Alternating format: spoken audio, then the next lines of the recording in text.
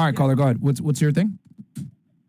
All right, so I saw the back and forth between you and Chase about red pill and then the trad pill content. Sure. Went back and forth with you, did a little bit more research, and I wanted to address some of the points that I made in that tweet.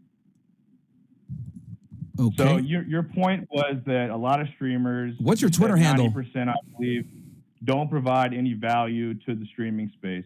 And my point was that what exactly is the value that you provide? And I put a couple examples up. I said, the 9-to-5 grind, fitness, getting money, that sort of thing. Mm-hmm. But realistically, my biggest thing is going to be about your hate about religion and Christianity as a whole.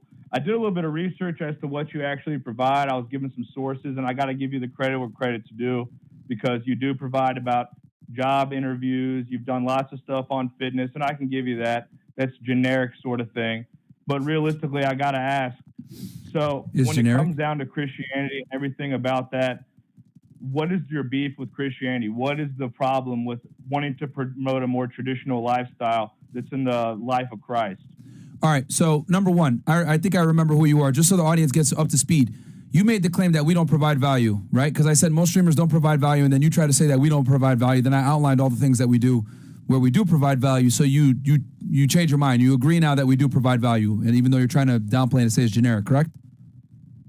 Yeah, I believe that you do provide some value. I will give you that point, but my main beef still. Hold on, I'm going to address the Christian thing. I'm going to address that in a second. But okay, so you said it's generic. How's it generic when we give specific information on how to get into certain job fields and how to make money in certain professions from a direct perspective with experts? How is that generic? Because we're pretty specific on a lot of the stuff we go over.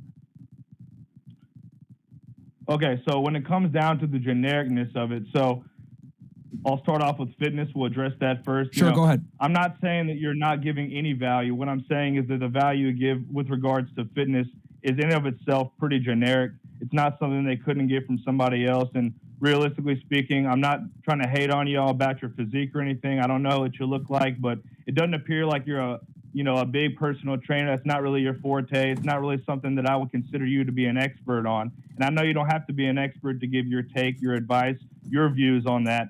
But what exactly would the value be from your fitness advice as opposed to a personal trainer, YouTube videos on fitness? Because I haven't seen you do anything of that sort. You kind of talk generally about it, and I was just wondering how that's actual value.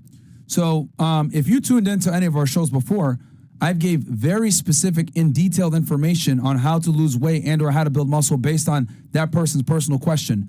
So that's not generic, because I'm not saying bullshit like, oh, just exercise and eat less, bro. No, I tell them, yo, you need to calculate your calories. You got to use MyFitnessPal to do it. You got to train 3 to 4 times per week, use compound movements, etc. I'm pretty descriptive. And then on top of that, I brought on an actual scientist that does research in the lab when it comes to fitness. Matter of fact, we're bringing him back on Monday. So I get extremely specific in a lot of things if people ask for it. Obviously, I'll go ahead and give the general, and then if people want to go ahead, that's why we have these call-in shows. If they want to ask more particular things, we go into more detail. I've answered hundreds, maybe at this point, even thousands of questions when it comes to fitness from a very specific level. So I would regard myself as highly experienced, and I would say I'm pretty much an expert because I do read the research when it comes to fitness. I don't show it as much on Fresh to Fit because there's not a demand for it like that, but I have talked about it in detail when people ask questions. So I would argue that it's not generic whatsoever because a lot of the stuff that I answer is very specific information. And I've brought scientists on. And I, like I said in the beginning of this call, I did a little bit more research into what you provide, and it's good information. It's not the best in the world. I wouldn't consider you to be a renowned, head of the industry on this, but you have definitely provided some information, and I will give you that point. Like I said, but it's not generic, bro. Really but the thing is that, hold on. You're trying to downplay it and say that it's generic, etc. Number one, we provide it for absolutely free. There's people that charge tens of thousands of dollars for the information that we provide to you guys a lot of times, but we do it for absolutely for free. Number two, we go specific into it, and we even have a call-in show like this. It takes a lot of balls to do a live show and answer questions and criticisms live on air from people that are randoms that got, a bunch of shit to say about us negatively, or people that want to see us fail. Because the reality is there's a lot of people that hate watch us. So we are not generic whatsoever. Of course, some of the content might be generic, but then if people ask for more details, we're able to go into more details based on the topic at hand, and we bring experts in certain aspects. So I would argue it's not generic whatsoever. Okay.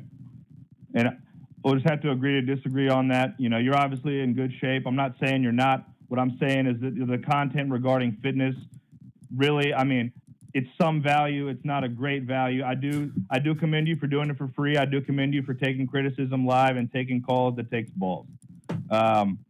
So if you want to move on to the next point, that's fine. And here's the other thing too. There's no other podcast that provides the kind of value that we do as consistently as we do, 2 times per day, Every week. 3 times per week, 6 shows per week, including the Fed Reacts, and for absolutely free. No other podcast does that. So I don't think it's generic at all because we go into details as well. But if you want to call it generic, that's fine. Okay. So the second point that I made about not really providing